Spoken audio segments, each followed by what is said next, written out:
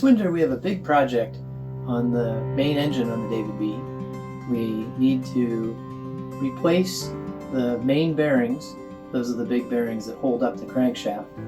They're either worn out or they're possibly out of alignment, and we need to shim them up or recast them to fix them.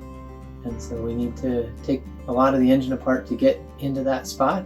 We're going to start by taking the doors off the side of the engine, and then we'll end up cleaning everything out inside there, doing some measurements, and then we'll get started. Over the course of this summer season, the engine became noisier at the back end of it, and it also developed more of a vibration when it was running, mostly when it was idling. The seal that holds the oil in at the back end of the engine had gotten to the point where it was having a harder and harder time keeping the oil in, and my idea was that that was probably because the shaft was moving too much in that spot. So let's go down there and get started.